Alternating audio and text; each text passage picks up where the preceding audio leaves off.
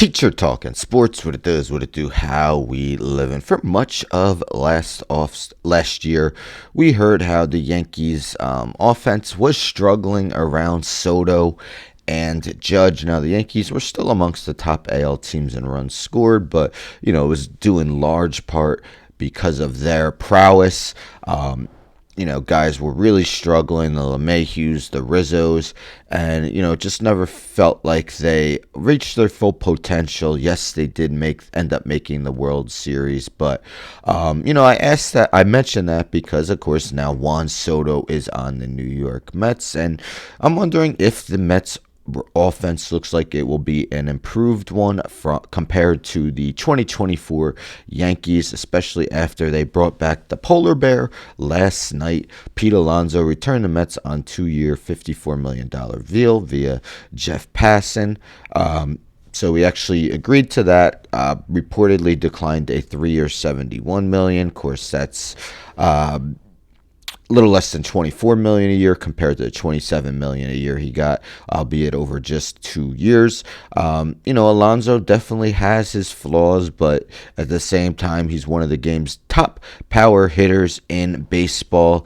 A guy that has been a lifelong Met since joining the majors, so nice to see him get back. It took a little longer, probably had a little bit of an inflated opinion on what his value was. Probably didn't get exactly what he was expecting, but nonetheless, he's back with the Mets. So let's take a look at the Mets depth chart. This is via Fangraphs. Scroll down. We see that right now, Pete Alonso is expected to be Juan Soto's protection, and no offense to Pete Alonso, again, one of the game's better power hitters. He's not Aaron Judge, so, not quite as well protected in the Mets lineup, although the guy batting leadoff, Francisco Lindor, was superb last season, finishing as a runner-up for NL MVP. We also have Brandon Nimmo, who kind of went through a second-half swoon last season. Let's see if he can get it back together.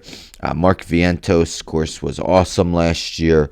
Jesse Winker, after a couple down seasons, played well. Francisco Alvarez isn't going to hit for a great batting average, but more power than most catchers. McNeil hasn't really been good in 2 years, and Jose Siri, I believe, batted under the Mendoza line for the Rays.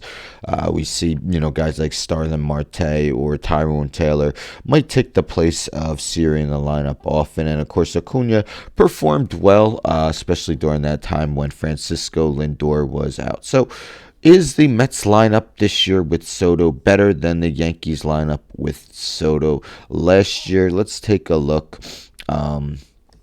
So this was their most common lineup, the top 9 we see. Of course, Judge and Soto were absolutely incredible, but, this isn't playoff Giancarlo. Still plenty of pop in his bat in the regular season, but struck out a ton. Isn't going to hit for a high average. Anthony Volpe, much like Brandon Nimmo, went through a second-half swoon. Gleyber Torres, barely over a league better than average OPS plus at 101. Austin Wells, yes, one of the top AL rookies, but Anthony Rizzo really struggled. We see LeMahieu down there. He was terrible. Trent Grisham is really a glove first guy.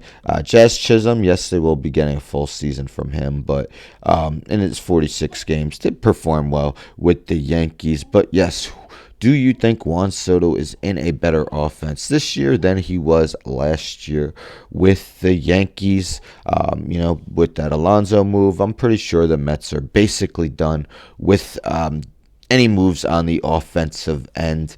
Time will tell if the move pans out. Alonso, still hit for some pop last year, but was arguably his worst season or second worst. We'll see if he could build off that and show some improvement with Juan Soto in the lineup. But anyhow, don't forget to subscribe. Tell a friend to subscribe. Like the video, share the video, hit the bell for notifications. I'm out.